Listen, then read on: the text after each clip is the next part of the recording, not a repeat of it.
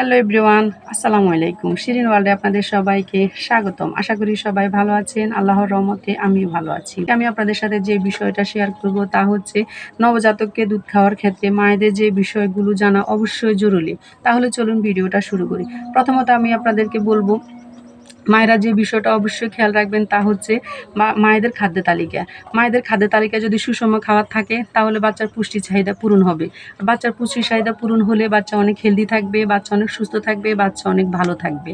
তার পরবর্তীতে মায়েরা যে বিষয়টা খেয়াল রাখবেন, মায়েরা যখন বাচ্চাকে ব্রেস্ট ফিডিং করাতে যাবেন বা দুধ খাওয়াতে যাবেন তখন মায়েরা 1 থেকে 2 গ্লাস পানি খেয়ে নেবেন বা তরল জাতীয় কোনো খাবার খেয়ে নেবেন।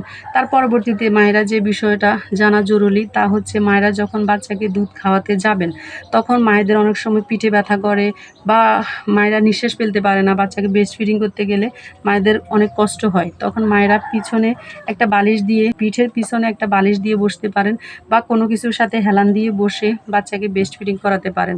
বাচ্চাকে ব্রেস্ট ফিডিং করানোর সময় আপনি কোলের মাধ্যমে বালিশ নিবেন, তখন বাচ্চাকে অনেক আরাম বোধ করবে। বাচ্চা খুব সহজে খুব সুন্দরভাবে আপনি বাচ্চাকে ব্রেস্ট ফিডিং করাতে পারবেন।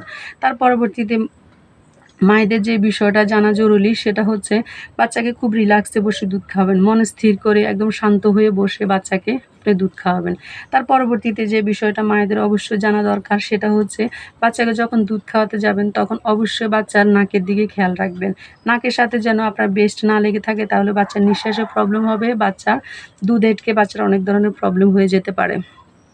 তার পরবর্তীতে মায়েরা যে বিষয়টা খেয়াল রাখবেন সেটা হচ্ছে বাচ্চাকে কতক্ষণ পর দুধ খাওয়াইতে হয়। অনেক মায়েরা এই প্রশ্নটা করেন যে আমরা বাচ্চাকে কতক্ষণ পর দুধ খাওয়াবো, কিন্তু শিশু বিশেষজ্ঞরা বলেন যে বাচ্চাকে প্রতি 1 ঘন্টা পর পরে ব্রেস্ট ফিডিং করানো উচিত। তার পরবর্তীতে তার পরবর্তী মায়েদের যে বিষয়টা খেয়াল রাখা দরকার সেটা হচ্ছে যে মায়েরা চাকরি করে ওই মায়েদের দুধ সংরক্ষণ করে বাড়িতে রেখে যেতে পারেন যেন বেবি যেন দুধের শূন্যতায় না ভোগে। তার পরবর্তীতে যে বিষয়টা মায়েদের অবশ্যই জানা দরকার সেটা হচ্ছে মায়েরা যখন বাচ্চাকে ব্রেস্ট ফিডিং করাতে যায় তখন প্রথমে যে ব্রেস্টটা শুরু করে ওই ব্রেস্টটা থেকে প্রথমে পাতলা দুধ আসে, তারপরে ঘন দুধ আসে। আপনি ওই ব্রেস্টটা ভালোভাবে কমপ্লিট করার পরে পরবর্তীতে ব্রেস্ট চেঞ্জ করে দিবেন। তাহলে আজকে আমরা ভিডিওতে জানলাম যে কোন কোন বিষয়গুলো আমরা মায়েরা মাথায় রাখবো বাচ্চাকে ব্রেস্ট ফিডিং করাতে গিয়ে।